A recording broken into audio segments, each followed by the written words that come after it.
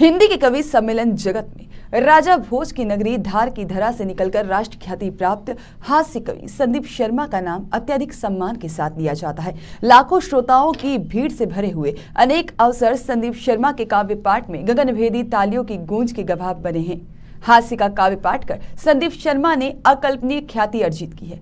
क्या कहते हैं हास्य कवि संदीप शर्मा, सुनिए उनके हास्य कवि बनने की कहानी उन्हीं की जुबानी हमारे सहयोगी पवन वैष्णव के साथ खास चर्चा में।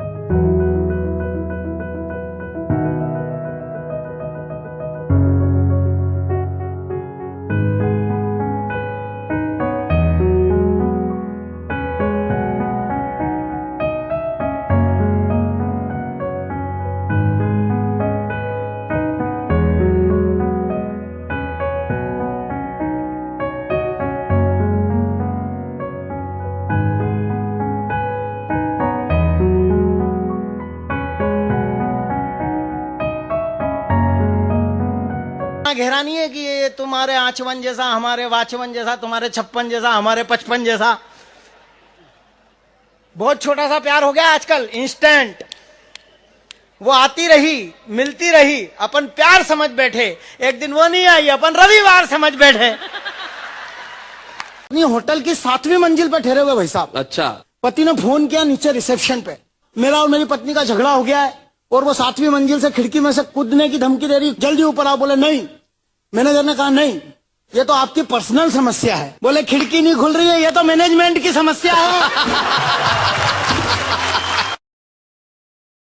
नमस्कार, खबर मध्य प्रदेश में आपका स्वागत है। आपके साथ मैं हूं पवन वैष्णव और आज हमारे साथ हिंदी साहित्य की एक ऐसी शख्सियत, माँ भारती के एक ऐसे लाल जिन्हें संदीप शर्मा के नाम से जाना जाता है, धार की धरा से नाता रखते हैं, देश विदेशों में हंसाने का काम करते हैं, हंसा हंसा कर सरोवर कर देते हैं। एक ऐसे ही शख्सियत संदीप शर्मा जी से हम चर्चा करते हैं और जानते हैं कि किस तरीके से जनता का प्यार इन्हें मिलता है, लोगों को हंसाते हैं, किस तरीके के कवि सम्मेलनों में जाते हैं और क्या कुछ रहता है जनता के बीच जाने का इनका व्यक्तित्व। नमस्कार शर्मा जी। नमस्कार, और आपके सभी श्रोताओं को और दर्शकों को मेरा प्रणाम और दिल से प्रणाम। आप अखिल भारतीय कवि सम्मेलन के एक बड़े कवि हैं, जाने माने कवि हैं, देश विदेशों में जाते हैं। किस तरीके से जनता के बीच में अपनी बात को रखते हैं, जनता से आपको स्नेह मिलता है? देखिए, जो दिखता है वो लिखता है, कवि का ये स्वभाव होता है। और जनता का स्नेह इसलिए मिलता है कि हम अपनी बात रखते हैं, लेकिन वो बात जनता की बात होती है। जनता सोचती है, जनता विचार करती है, जनता का एक समूह चेतना होती है जनता की, और वो उसको व्यक्त नहीं कर पाती, जिसको हम व्यक्त करते हैं। और इसीलिए हमें जनता का प्यार मिलता है, जनता का स्नेह मिलता है। और चूँकि कवि सम्मेलन एक लोकप्रिय विधा है, तो लोग उसे सुनते हैं और उसका स्नेह हमें हमेशा से जनता का स्नेह इसी कारण मिलता है। कवि के बारे में सामान्य रूप से कहा जाता है, जहाँ ना पहुँचे रवि वहाँ पहुँचे कवि। कितना सही मानते हैं आप एक कवि के तौर पर इसको? देखिए, ऐसा है कि ये कहावत बहुत पुरानी है और इसके संबंधित कई चुटकुले भी हैं, लेकिन मैं इसको ऐसे मानता हूँ कि जहाँ न पहुँचे रवि वहाँ पहुँचे कवि। वो इसलिए कहा जाता है कि रवि अंधकार में नहीं पहुँचता, जहाँ अंधेरा हो वहाँ सूर्य नहीं पहुँचता है, लेकिन कवि वहाँ भी जाता है जहाँ अंधेरा है, जहाँ उपेक्षित लोग हैं, जहाँ पीड़ित हैं, जहाँ शोषित हैं, जहाँ वंचित हैं, जहाँ उनकी आवाज़ कहीं नहीं पहुँच पा रही है, वहाँ से भी कवि उन तक भी पहुँच के अपनी बात निकाल के लाता है। मतलब इसको ऐसे कहेंगे कि जहाँ अंधकार है वहाँ पर भी कवि, चाहे वो वैचारिक अंधकार हो चाहे बौद्धिक अंधकार हो, वहाँ भी कवि पहुँच के अपनी बात और उनकी बात निकाल के लाता है। इसलिए मुझे ऐसा लगता है कि कहा जाता है कि जहाँ न पहुँचे रवि वहाँ पहुँचे कवि। जहाँ प्रकाश, जहाँ विकास का प्रकाश, जहाँ ज्ञान का प्रकाश, वो सब चीज़ें प्रकाश, वो सूर्य का प्रकाश वो नहीं पहुँच पाता, वहाँ कवि पहुँचता है। धार की धरा से नाता रखते हैं। धार की धरा से एक और शख्सियत नाता रखती थी, राजा भोज, जिन्हें हम इतिहासों में पढ़ते हैं और आपको आज सुन रहे हैं। क्या राजा भोज की बातों को आप कहाँ तक पहुँचाने का प्रयास करते हैं? देश विदेश तक आप जाते हैं, किस तरीके से गौरवान्वित महसूस करते हैं कि राजा भोज की नगरी से नाता रखने के बाद कैसा महसूस करते हैं? नहीं, राजा भोज की नगरी से नाता रखने के बाद अपना हर जगह का, स्थान का एक पूरा गौरव होता है और वो गौरव हमको महसूस होता है। राजा भोज का यश दिगंत तक है।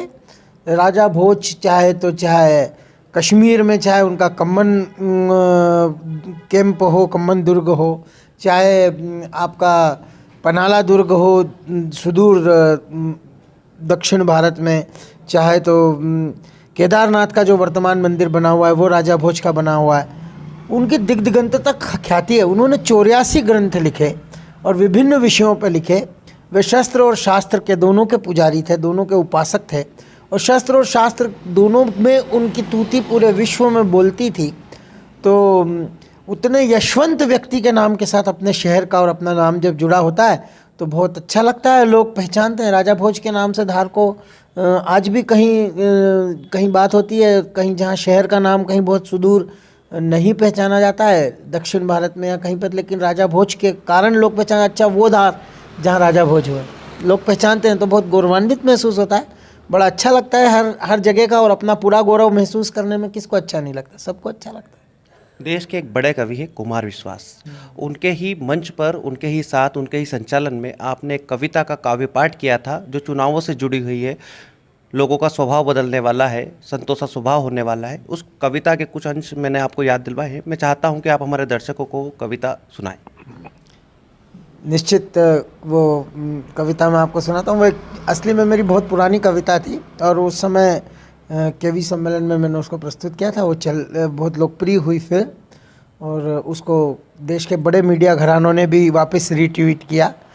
तो मैं आपको सुना देता हूँ कि पंडे स्वयं ही पुजाने लगे हैं, कैसे सिम्टम्स होते हैं चुनाव के पहले, क्या परिवर्तन होने लगते हैं लोगों के स्वभाव में, वातावरण में। पंडे स्वयं ही पुजाने लगे हैं, मगरमच्छ आंसू बहाने लगे हैं, समाचार पत्रों में चाव आ गया है, लगता है फिर से चुनाव आ गया है। नजर यार नेताजी आने लगे हैं, नजरें भी हमसे मिलाने लगे हैं, संतों सा उनमें स्वभाव आ गया है, लगता है फिर से चुनाव आ गया है। और अफसर भी दफ्तर में मिलने लगे हैं, फाइल के बंडल फिसलने लगे हैं, ऊपर से कोई दबाव आ गया है, लगता है फिर से चुनाव आ गया है। और प्रजातंत्र के नाम पर भी जैसे कई विसंगतियां आई। अभी कुछ समाचार देखने में आए थे कि उत्तर प्रदेश के कुछ क्षेत्रों में एक दिन पहले ही स्याही लगा दी जाती है पैसे दे के लोगों को। जो ये परिवर्तन या ये स्थितियां होती हैं, तब मैंने उस पीड़ा को व्यक्त करने की कोशिश की कि बूथों पे कब्जे किए जा रहे हैं, मदिरा के पैसे दिए जा रहे हैं, प्रजातंत्र का सर चटकने लगा है, पैरों में फिर से ये घाव आ गया है। पंडे स्वयं ही पुजाने लगे हैं, मगरमच्छ आंसू बहाने लगे हैं, समाचार पत्रों में चाव आ गया है, लगता है फिर से चुनाव आ गया। अच्छा, कवि मतलब खुलकर लिखना, खुलकर बोलना, और कई बार कवियों को इसकी कीमत भी चुकाना पड़ती है, जैसा कि कुमार विश्वास को चुकाना पड़ी थी। वो एक शासकीय कॉलेज में प्रोफेसर थे, दिग्विजय सिंह जी से किसी मामले में अनबन हो गई, नौकरी तक छोड़ना पड़ी और कवि सम्मेलनों के मंच पर ही आना पड़ा। क्या आपको ऐसा लगता है कवि के ऊपर इस तरह का दबाव राजनेताओं को, अधिकारियों को, प्रशासनिक अधिकारियों को बनाना चाहिए? नहीं, बनाना नहीं चाहिए, क्योंकि जैसे आपका पत्रकारिता का काम है, चौथा स्तंभ है और चौथा स्तंभ निडरता से काम करता है। ये अनुभूति और अभिव्यक्ति का क्षेत्र है, अनुभूति और अभिव्यक्ति की दुनिया है। और अनुभूति और अभिव्यक्ति की दुनिया में जब अगर किसी कवि की आवाज़ को किसी तरह, किसी कारण दबाया जाता है, तो ये समझिए कि वो उस देश को गूंगा करने का प्रयास है। और कवि जो होता है वो जननायक होता है, जनता की आवाज़ होता है। कवि की आवाज़ को दबाना मतलब जनता की आवाज़ को दबाने के समान है। और अभी कुमार विश्वास का उनका अनुभव क्या क्या रहा, वो एक अलग उनका व्यक्तित्व है, उनका काम करने का तरीका है। लेकिन मुझे मेरे जीवन में कभी ऐसा कोई ऐसी परेशानी महसूस नहीं हुई कि जहाँ मुझे ऐसा लगा कि जो मैं बात कहना चाहता हूँ और किसी कारण से नहीं कह पा रहा हूँ। मैंने हमेशा खुल के अपनी बात कही और अपनी बात व्यक्त की है। और लोग मतलब देखिए, होता एक्चुअल में क्या है कि कहने बातन हाथी पाइए बातन हाथी पाँव वाली बात है। उन्हीं बातों के द्वारा आपको पुरस्कार में और सम्मान में हाथी मिल सकता है, और उन्हीं बातों के द्वारा आप हाथी के पैरों के नीचे कूचे जा सकते हो, कुचले जा सकते हो। होता ये कि मेरा जहाँ तक तो अनुभव है कि कवियों के प्रति और कवि सम्मेलनों के प्रति, कविता के प्रति लोगों का इतना सम्मान है कि हम जिसके विरोध में भी अगर अपन कोई बात या कोई व्यंग या कोई क्षेपक कर रहे होते हैं, मैंने अक्सर देखा है कि मंचों के सामने तो वो व्यक्ति भी तालियां बजा रहा होता है। यही इस विधा का, इस देश का, और यही कुल मिला के समझिए कि इस क्षेत्र का बड़प्पन है। जब कवि अपने शुरुआती दौर में होता है, कई कवि कहते हैं कि हमें कविता पाठ नहीं करने दिया जाता था, बड़े कवि हमको आने नहीं देते थे मंचों पर। आज आप देश के बड़े कवि हैं, क्या आपको ऐसा लगता है कि छोटे कवियों को मंच पर आने नहीं दिया जाता है, बड़े कवि उनसे परहेज करते हैं? आज आप बड़े कवि बन गए, कोई छोटा कवि अगर आता है तो आप उसको किस तरीके से प्रोत्साहित करेंगे? नहीं, मेरा ऐसा मानना है कि ये जो हिंदी कवि सम्मेलन जगत है, ये एकात्म पराक्रम है। ये एकात्म पराक्रम है। इसमें व्यक्ति अपने योग्यता, अपनी क्षमताओं के अनुसार बढ़ता है, उसको कोई रोक नहीं सकता। जैसे सूरज उगता है तो प्रकाश होता है, उसको कोई रोक नहीं सकता हर व्यक्ति के लिए। और अब आजकल तो ये छोटा बड़ा या ये कोई बात ही नहीं है, क्योंकि सबसे बड़ी चीज़ होती है, छोटा बड़ा कब होता था, जब आदमी को आपको प्रस्तुत करने के लिए कोई प्लेटफॉर्म नहीं हो। अब तो सोशल मीडिया है, आप कोई भी बात लिखते हैं तो आप अपनी बात आम आदमी तक पहुँचा सकते हैं। और अब वो चीज़ें हैं नहीं, अब माध्यम बहुत हैं लोगों को अपनी बात कहने के लिए। और मैं दो बातें मैं मानता हूँ, एक तो कि कविता के क्षेत्र में कोई छोटा या कोई बड़ा नहीं होता, सब सरस्वती के पुत्र हैं, सबकी अपनी अपनी क्षमताएं हैं। और ये कोई भी अगर किसी को चाहे तो भी नहीं रोक सकता। पर होता क्या है कि पवन जी, कि जैसे एक दुनिया में, भारत में समझें आप कि करोड़ों लोग क्रिकेट खेलते हैं, करोड़ों लोग क्रिकेट खेलते हैं, तो उसमें से कुछ 100 राष्ट्रीय स्तर पे आते हैं और 11 ही टीम में आते हैं।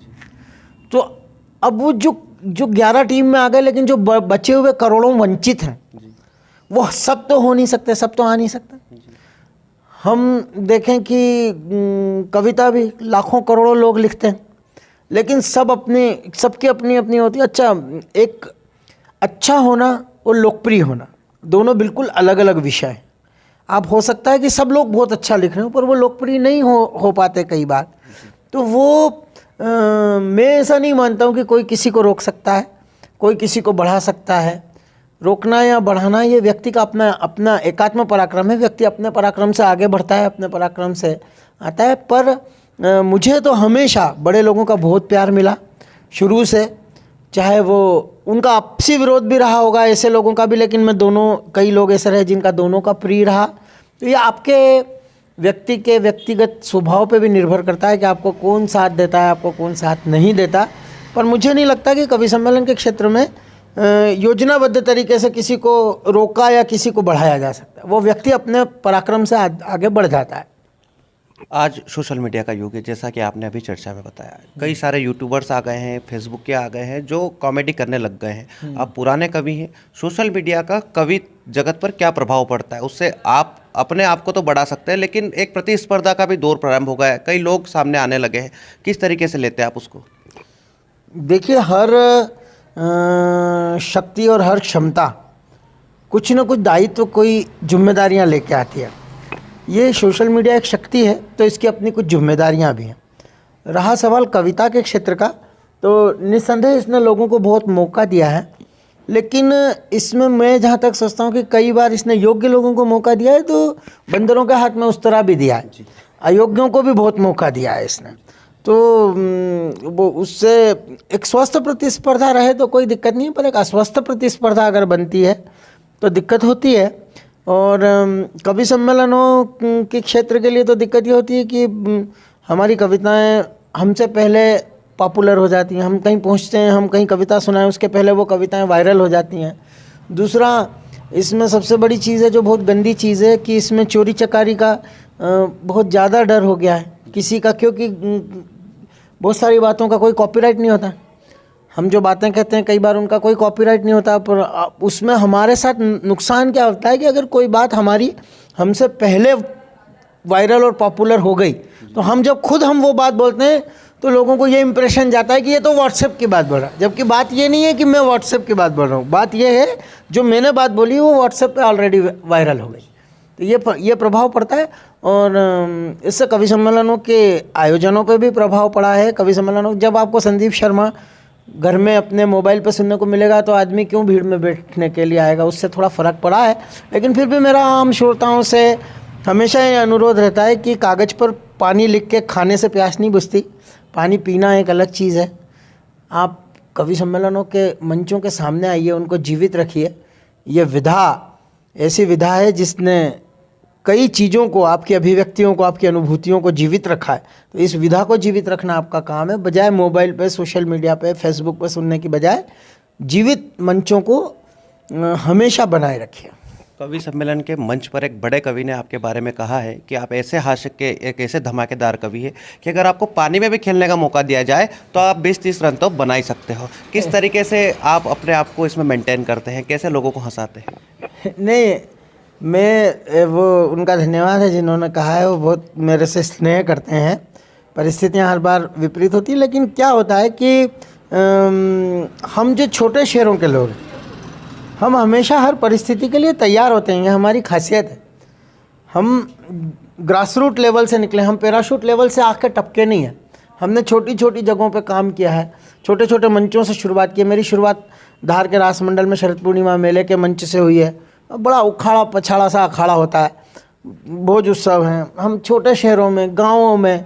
तो हमको एक्चुअल में वो जो उन्होंने बात कही वो ऐसा इसलिए हो गया है कि हमें हर तरह के, फिर हम बहुत फॉर द क्लासेस और फॉर द मासेस VVIP लोगों के टिकट शोज़, इनमें बड़े राजनेताओं के शोज़ में भी पहुँचे, बड़े कॉलेजों के शो में पहुँचे, गांव खेड़े के मेलों से, आपके चाहे तो आपके नागदा के पास में कोई खेरोद के बाटी बाबा का मेला है तो वहाँ भी हमने कविताएं पढ़ी है। तो हम एक्चुअल में हमने उस सब तरह के हर आयाम के श्रोताओं को फेस किया है। उससे वो आत्मविश्वास आ गया कि हम कहीं भी खड़े होते हैं तो कुछ न कुछ कर देते हैं। और वो वहाँ एक लाइवनेस होती है हमारे अंदर, उसके कारण हमेशा कहीं ना कहीं कोई अच्छी चीज़ हो जाती है। और ये ईश्वर की कृपा भी समझिए, ये हमेशा हो ऐसा ज़रूरी नहीं, लेकिन ये हमेशा मेरे साथ हो जाता है। तो इसको मैं सरस्वती का धन्यवाद करता हूँ इस चीज़ की। काफ़ी छोटे स्तर से शुरुआत की थी, आज एक बड़े स्तर पर एक बड़ा नाम आपका है। कभी गर्व अनुभव, कभी घमंड जैसी कोई अनुभूति होती है आपको? ये तो आपको मेरे साथ रहने वाले या हमेशा मेरे साथ रहने वाले लोग बता सकते हैं। मैंने देखिए, गर्व और घमंड दोनों अलग अलग बातें हैं। घमंड एक नकारात्मक मनोविकार है और गर्व एक सकारात्मक शक्ति है। तो गर्व तो होता है, इतने छोटे से शहर से निकलना जहाँ पे कोई ना हवाई अड्डा है ना रेलवे स्टेशन है, पूरी दुनिया तक पहुँचना, लोगों को नाम पहुँचाना, अपना देश विदेशों में पहुँचना, भारत के सारे बड़े टेलीविज़न चैनलों पे पहुँचना, तो ये मन को अच्छा लगता है, गर्व तो होता है। लेकिन अहंकार मैं कभी नहीं करता, क्योंकि मैंने बहुत बचपन से पढ़ा है, सुना है कि दौलत ये शोहरत ये रसूख सब किराएदार है, मकान बदलते रहते हैं। ये कोविड में अभी 2-3 साल इस तरह गुजरे कि सब यशवंत और बिना यश के सब नाम एक साथ खड़े हो गए। तो मनुष्य को कभी घमंड नहीं करना चाहिए। गर्व एक सकारात्मक शक्ति है, गर्व हमेशा अच्छा है। और मुझे गर्व है कि मैं एक छोटे से शहर से निकल के मैंने पूरे देश तक इस शहर का भी नाम पहुंचाया, ज़िले का नाम पहुंचाया और अपने आप का नाम पहुंचाया। छोटे दौर से शुरुआत होने के बाद टीवी के बड़े घरानों में आपने जज की महत्वपूर्ण भूमिका भी अदा की थी। जब एक निर्णायक भूमिका में होते हैं तो सारे समीकरण संतुलित करके एक विशेष पक्ष को ध्यान में न रखते हुए भी हमको एक निर्णय देना होता है। किस तरीके की उस समय जब हम जज के पद पर, पायदान पर पहुंचते हैं, निर्णय करना होता है, किस तरीके से निर्णय करते हैं आप? सीधी सी बात है, पूर्वाग्रह रहित होना चाहिए मनुष्य को। और जब मनुष्य आसक्ति, प्रेम और नफरत इन सब से परे होता है तो सच उसको बिल्कुल दीवार पे लिखी हुई इबारत की तरह महसूस होने लगता है। जब एक जज की भूमिका में होते हैं तो आसक्ति से, प्रेम से, नफरत से हर चीज़ से परे होते हैं, तो निश्चित वहाँ जब बैठते हैं तो फिर न्याय होता है। ऐसी कोई विशेष रचना जो अब हमारे दर्शकों को अभी वर्तमान में सुनाना चाहते हो? विशेष तो ऐसी कोई रचना नहीं है, परिस्थितियाँ विपरीत हैं, तो विपरीत परिस्थितियों पे एक छोटी सी आशावाद की कविता सुना देता हूँ कि माना सूरज बहुत कठिन है, माना सूरज बहुत तीक्ष्ण है, प्रखर तेज से भरा हुआ, विपरीत है, परिस्थितियाँ अच्छी नहीं है। माना सूरज बहुत तीक्ष्ण है, प्रखर तेज से भरा हुआ, पर दीपक के प्राण तत्व को कहमत देना मरा हुआ। दिनकर सूर्य, दिनकर दिन का साथी है, सांझ ढले मुख मोड़ेगा, माटी की लघु काया वाला साथ कभी ना छोड़ेगा। फिर अच्छे दिन आएंगे, फिर महफिलें सजेंगी, फिर उत्सव होंगे, फिर मेले होंगे, फिर महोत्सव होंगे खुशियों का, क्योंकि भारत जो है वो संस्कृति और सभ्यता का देश है। यहाँ की संस्कृति संक्रामक है और ये खुशियों का देश है। हम निश्चित फिर अच्छे दिनों की तरफ जाएंगे। तब तक के लिए आत्मविश्वास, अपना परिश्रम, अपना ध्यान, अपनी एकाग्रता बना के रखें और जीवन के अच्छे दिनों के लिए, अच्छे दिनों की शुरुआत के लिए अच्छे दिन फिर से आएंगे, उसके लिए ईश्वर से प्रार्थना करते रहें। और आप जीवित हैं, इस महामारी के दौर में भी आपके साथ आप स्वस्थ हैं, प्रसन्न हैं, तो ये बहुत बड़ी ईश्वर की नियामत है। उसके लिए ईश्वर को धन्यवाद देते रहें। तो ये थे हास्य के एक बड़े नाम, बड़े कवि संदीप शर्मा जी, जो देश विदेशों में धार की धरा का नाम रोशन करते हैं। इनके होने से जो पांडाल होता है वो तालियों से गुंजायमान हो जाता है। खबर मध्य प्रदेश के लिए धार से योगेश चौहान के साथ पवन वैष्णव।